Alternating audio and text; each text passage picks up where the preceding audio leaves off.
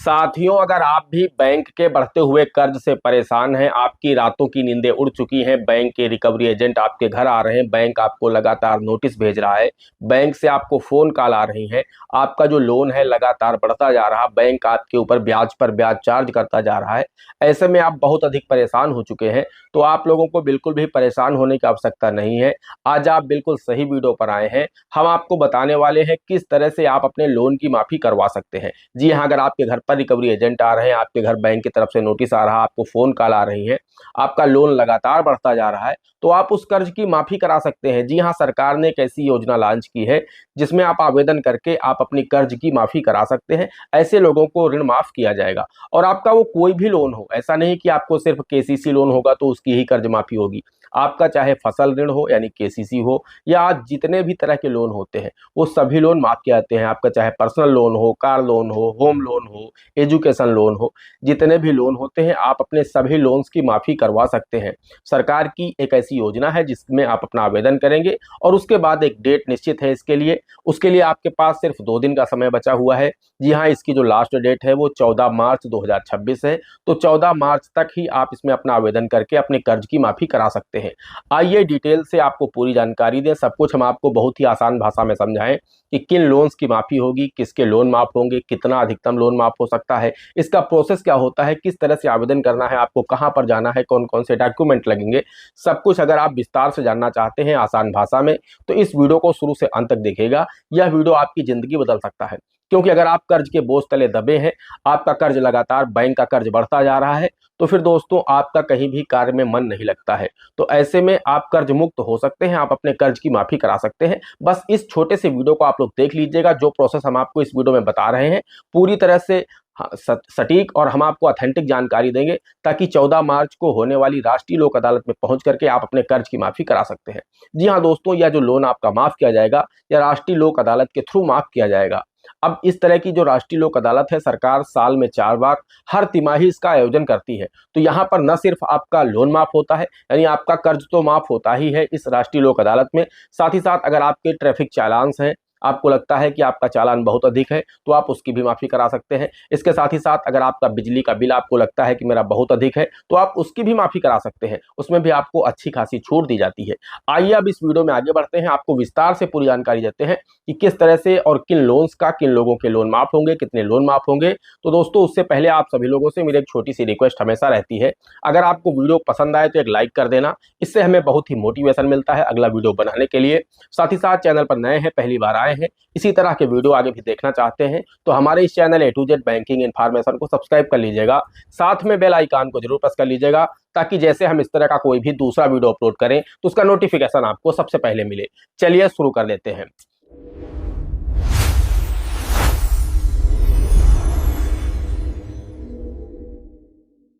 दोस्तों हम आपको पहले ही बता चुके हैं कि इस राष्ट्रीय लोक अदालत में न सिर्फ कर्ज माफी होगी, बल्कि आपके बिजली के बिल, ट्रैफिक चालान यानी पैसों से जुड़े हुए जो भी मामले होंगे वहां पर निपटाए जाएंगे।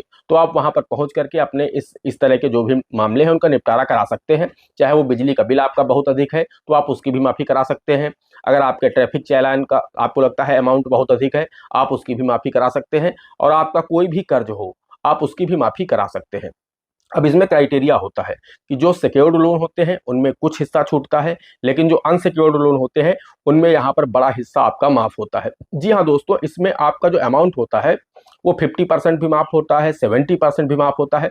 और मैंने ऐसे भी लोन्स देखे हैं जो अनसिक्योर्ड लोन होते हैं, जैसे पर्सनल लोन हो गए या क्रेडिट कार्ड के बिल के लोन हो गए, इनमें 10% अमाउंट पर भी बैंकों ने समझौता किया है, यानी 90% अमाउंट लोगों का माफ हुआ है। यानी अगर आपका 10 लाख रुपए का लोन बकाया है और आपका 10% अमाउंट पर समझौता हुआ है, इसका मतलब यह है कि 9 लाख रुपए यहाँ पर बैंक ने आपके माफ कर दिए हैं। आपको सिर्फ और सिर्फ 1 लाख रुपए ही देना पड़ा है बैंक को। 1 लाख रुपए देकर के आप कर्ज मुक्त हो गए। तो जिस व्यक्ति के ऊपर 10 लाख रुपए का कर्ज बकाया हो और उस व्यक्ति को सिर्फ 1 लाख रुपए देना पड़े और वो कर्ज मुक्त हो जाए, तो उसे कितनी बड़ी राहत हो जाएगी। आइए अब हम आपको विस्तार से बताते हैं कि किस तरह से आपका लोन माफ होगा और आपके कौन से लोन कितना अमाउंट माफ होगा। दोस्तों ये एक सेटलमेंट होता है, आपके और बैंक के बीच में एक समझौता होता है। वैसे तो यहाँ पर ध्यान रखने वाली बात यह होती है सबसे पहले कि किस तरह के लोन माफ होंगे। सबसे पहले तो आप लोग यही समझ लीजिए, क्योंकि इसमें सभी लोन माफ नहीं होते हैं, कुछ ही लोन कवर होते हैं। कौन से लोन कवर होते हैं? जो लोन एनपीए की कैटेगरी में चले जाते हैं, यानी जो लोन नॉन परफॉर्मिंग एसेट्स बन जाते हैं, वही लोन राष्ट्रीय लोक अदालत में उनको में ही छूट मिलती है, यानी वही लोन का सेटलमेंट किया जाता है। जो लोन रेगुलर चल रहे हैं उनका सेटलमेंट बैंक नहीं करता है, ना ही वो राष्ट्रीय लोक अदालत में उनका सेटलमेंट होता है, ना ही बैंक में होता है। जो लोन आपके एनपीए हो चुके हैं यानी नॉन परफॉर्मिंग एसेट्स बन चुके हैं, जैसे कि अगर आपका केसीसी लोन है, अगर आपने 3 साल से अपने केसीसी खाते में कोई भी पैसे की जमा निकासी नहीं की है, तो आपका लोन खाता 3 साल में एनपीए होता है केसीसी का, यानी किसान क्रेडिट कार्ड का। तो आप उसकी यहाँ पर जा करके अपना छूट प्राप्त कर सकते हैं। और जो अन्य लोन होते हैं, जो ईएमआई वाले लोन होते हैं, यानी जिनमें आपको मंथली ईएमआई देनी होती है, तो उन लोन में क्या होता है कि वो 3 महीने में ही आपके लोन एनपीए हो जाते हैं। जब आप लगातार अपनी 3 ईएमआई मिस करते हैं, पहली ईएमआई, दूसरी ईएमआई और तीसरी ईएमआई, लगातार आपने अगर 3 ईएमआई बैंक को नहीं दी, उस दशा में आपका लोन डिफॉल्ट हो जाता है, आपका लोन एनपीए की कैटेगरी में चला जाता है। आपके खाते की जो रेट ऑफ इंटरेस्ट है वो भी बढ़ जाती है, और इसका बुरा असर आपकी सिविल पर भी पड़ने लगता है, आपका सिविल स्कोर भी डाउन जाने लगता है। तो ऐसे में जो एनपीए वाले लोन है उनकी माफी होती है। तो आप चाहे तो अपनी बैंक में जाकर के भी इसका समझौता कर सकते हैं। आप सीधे शाखा प्रबंधक से मिलिए, उनसे बात करिए कि हम पूरा अमाउंट नहीं दे सकते। तो यहाँ पर आप लोग ये ध्यान रखिए, अगर आपका लोन सिक्योर लोन है, सिक्योर लोन का मतलब ये है कि अगर आपकी कोई भी प्रॉपर्टी बैंक के पास उस लोन के एवज में बंधक है, तो उसमें आपका जो अमाउंट है वो कम माफ होगा। होगा क्या, बैंक वहां पर आपसे बोलेगा कि हम आपको मूलधन आप हमें दे दीजिए, हम आपका ब्याज छोड़ दे रहे हैं। फिर आप कहेंगे कि नहीं, मेरे पास इतना भी पैसा नहीं है। ये सारी चीजें डिपेंड करती हैं मतलब जिस तरह से आप किस तरह से उनसे बार्गेनिंग कर पाते हैं। क्योंकि जब आप उनसे बोलेंगे कि मेरे पास मूलधन भी नहीं है, तो आपसे बोलेंगे ठीक है, मूलधन का 80% अमाउंट आप हमें दे दीजिए। मान के चलिए, अगर आपने उनसे वो बोलेंगे आपसे कि आपने हमसे 5 लाख रुपए लोन लिया था, आप हमें 4 लाख दे दीजिए, बाकी हम आपका पूरा क्लोज कर देंगे। तो आप उनसे बोलेंगे कि नहीं, मेरे पास 4 लाख भी नहीं है। वो आपसे बोलेंगे 70% अमाउंट दे दीजिए, 60% अमाउंट दे दीजिए। और अगर आपका लोन अनसिक्योर है, तो फिर दोस्तों वहां पर आपका क्या है कि वो 30% अमाउंट तक भी आएंगे। सिक्योर लोन में देखा गया है कि 50% अमाउंट तक लोगों के माफ हो जाते हैं। यानी मान के चलिए, अगर आपका कोई भी लोन है, आपने आज से 4 साल पहले केसीसी के माध्यम से 3 लाख रुपए लिया था, आज की डेट में उसका अमाउंट 5 लाख रुपए हो गया है, तो बैंक आपसे बोलेगा कि आप 3 लाख दे दीजिए, 2 लाख जो ब्याज का है वो हम माफ कर देते हैं। लेकिन आप उनसे जब बोलेंगे कि नहीं, मेरे पास इतना भी पैसा नहीं है, तो बैंक हो सकता है आपका समझौता 1.5 लाख रुपए में भी कर ले। यानी जिसका 5 लाख बकाया है, उससे सिर्फ 1.5 लाख रुपए लेकर के बैंक उस लोन को क्लोज कर देगा। तो उस सेटलमेंट के तहत आपका खाता बंद हो जाएगा, आप कर्ज मुक्त हो जाएंगे। लेकिन जो अनसिक्योर लोन होते हैं, यानी जिन लोन के एवज में बैंक के पास आपकी कोई भी प्रॉपर्टी बंधक नहीं है, जैसे पर्सनल लोन हो गया या इस तरह के जो भी लोन होते हैं कि आपकी कोई भी प्रॉपर्टी बैंक के पास बंधक नहीं है लोन के एवज में, तो वो ज्यादा रिस्की होते हैं। तो उन पर क्या है कि बैंक 30% अमाउंट पर भी समझौता कर लेता है। बैंक को लगता है कि मेरा पूरा पैसा डूब रहा, उससे अच्छा यह है कि चलो 30% अमाउंट मिल गया है, फिर 20% अमाउंट मिल गया।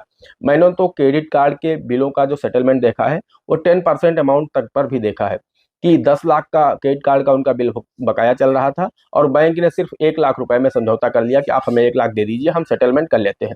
तो वो डिपेंड करता है आपकी बार्गेनिंग पर कि आप किस तरह से उनसे बात कर पाते हैं, आप अपनी आर्थिक स्थिति को किस तरह से उन्हें दर्शा पाते हैं कि मेरी आर्थिक स्थिति बहुत खराब है, हम लोन को रिपेमेंट कर पाने में सक्षम नहीं है। तो जितने अच्छे से आप उन्हें समझा ले जाएंगे, उतने कम लोन अमाउंट पर आपका समझौता हो जाएगा। तो आपको क्या है, इस बार 14 मार्च 2026 को राष्ट्रीय लोक अदालत है, पूरे देश में इसका आयोजन किया जा रहा है। आपको अपने जिला न्यायालय जाना है 14 मार्च को। हो सकता है आपको बैंक की तरफ से एक नोटिस मिला होगा राष्ट्रीय लोक अदालत का, अगर आपका लोन खाता एनपीए है।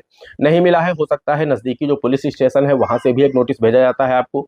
अगर वो भी नहीं मिला है, तो आपको, अगर आपका लोन खाता एनपीए है, तो आपको अपनी ब्रांच जाना है, उनसे अपना नोटिस प्राप्त करना है और अपनी लोन की पासबुक ले लेनी है। अगर आपने जो भी पैसा जमा किया है, उसकी जो भी डिपॉजिट स्लिप है आपके पास, उनको भी ले जाना है। और राष्ट्रीय लोक अदालत में सुबह 10 बजे आपको पहुंच जाना है। वहां पर आपको अपनी बात रखनी है। एक आप पेपर पर अपनी सारी चीजें लिख लीजिए कि किन समस्याओं के चलते, क्योंकि बहुत सारे ऐसे किसान हैं जिन्होंने पैसा लेकर के अपने कृषि कार्य में लगाया, लेकिन प्राकृतिक आपदा के चलते उनकी फसलें बर्बाद हो गई, या आपने किसी व्यवसाय के लिए पैसा बैंक से लिया था, आपका व्यवसाय ठप हो गया, या किसी तरह से आप व्यवसाय को नहीं चला पाए। तो उन सारी स्थितियों को आपको उस पेपर पर लिखना है, ताकि जो वहां पर अधिकारी बैठेगा, जो आपकी बात को सुनेगा या देखेगा, उसे शार्ट में ही सारी चीजें समझ में आ जाए। आपका वो जो लेटर होगा उसे देख करके ही वो समझ जाए कि हाँ, यह जेन्युइन व्यक्ति है, इसने लोन लेकर के कहीं पैसा इधर उधर नहीं लगाया है। इस व्यक्ति ने जिस काम के लिए पैसा लिया था उसी काम में लगाया, लेकिन काम में लॉस हो गया, जिसके चलते ये पैसा बैंक को नहीं दे पा रहा है। तो उस स्थिति में आपका समझौता कम से कम अमाउंट में हो जाएगा। और वहां पर होगा क्या, मान लीजिए आपका 1 लाख का लोन बकाया चल रहा है, आपका 30% अमाउंट पर समझौता हो गया, तो आपको सिर्फ 30,000 रुपए जमा करने हैं, आपका लोन बंद हो जाएगा। तो उस 30,000 रुपए में कम से कम 3,000 रुपए यानी 10% अमाउंट आपको वहीं पर जमा करना होगा टोकन मनी के रूप में। बाकी बचे 27,000 रुपए आपके जो समझौता हुआ है, वो 27,000 रुपए के लिए आपको 90 दिन का समय दिया जाएगा। 90 दिन के अंदर आप चाहे तो एक मुश्त जमा कर दें या किस्तों में जमा कर दें। जैसे ही आप पूरा 27,000 जमा कर देंगे, आपका लोन खाता बंद हो जाएगा। आपको बैंक की तरफ से नोटिस दे दिया जाएगा कि आपका सेटलमेंट हो चुका है, आपका खाता बंद कर दिया गया है। तो दोस्तों, इस तरह से आप लोग अपने कर्ज की माफी करा सकते हैं। यहाँ पर आपका पूरा कर्ज तो नहीं माफ होगा, लेकिन मान के चलिए जिन लोगों की डेथ हो चुकी है, उनके नाम पर लोन चल रहा, उनके जो वारिस हैं, जो लीगल हियर हैं, वो लोग उस लोन को बंद करना चाहते हैं, तो बहुत ही कम अमाउंट पर उनका समझौता हो जाता है। यानी मान के चलिए अगर किसी का 5 लाख रुपए का केसीसी लोन बकाया चल रहा है और वो राष्ट्रीय लोक अदालत में पहुंचते हैं, लोन खाता एनपीए चल रहा है, तो उनका समझौता 1 लाख, 1.5 लाख, 2 लाख रुपए में हो जाता है। तो उनका 2.5 से 3 लाख, 4 लाख रुपए तक का फायदा हो जाएगा अगर वो राष्ट्रीय लोक अदालत में पहुंच करके अपनी समस्या को रखेंगे कि नहीं, जिन्होंने लोन लिया था वो एक्सपायर कर चुके हैं, अब हम लोग उनकी जमीन के वारिस हैं या उनकी जो भी प्रॉपर्टी है उसके वारिस हैं, और हम लोग इस लोन को खत्म करना चाहते हैं, लेकिन इतने पैसे नहीं कि हम ब्याज सहित पूरा पैसा दे पाएं। तो उस स्थिति में जो बैंक है वो आपसे समझौता करने को तैयार हो जाता है कि चलो ठीक है, जहां पूरा पैसा जा रहा है वहां कम से कम 10%, 30%, 40% अमाउंट कुछ तो बैंक को वापस मिल रहा है, तो वो ले लेता है और आपके लोन का समझौता करके आपका लोन खाता बंद कर देता है। वहीं अगर आपका ट्रैफिक चालान है तो उसके लिए भी आप राष्ट्रीय लोक अदालत में जा सकते हैं, आपका वो भी चालान भी वहां पर अमाउंट कम हो जाता है। वहीं बिजली का बिल, अगर आपको लगता है कि विभाग ने आपका बिजली का बिल ज़्यादा बना दिया है, तो आप उसको लेकर के भी राष्ट्रीय लोक अदालत में जा सकते हैं, वहां पर आपका बिजली का बिल काफ़ी हद तक कम हो जाएगा। दोस्तों, आशा करते हैं आपको वीडियो पसंद आया होगा। अगर वीडियो पसंद आया है, एक लाइक कर देना। चैनल पर नए हैं, पहली बार आए हैं, इसी तरह के वीडियो आगे भी देखना चाहते हैं, तो हमारे इस channel A to Z banking information को सब्सक्राइब करके साथ में बेल आइकन को जरूर प्रेस कर लीजिएगा, ताकि जैसे हम इस तरह का कोई भी दूसरा वीडियो अपलोड करें तो उसका नोटिफिकेशन आपको सबसे पहले मिले। दोस्तों, आज के वीडियो में इतना ही। मिलते हैं अगले वीडियो में किसी अगले इंटरेस्टिंग टॉपिक के साथ। तब तक के लिए जय हिंद, जय भारत।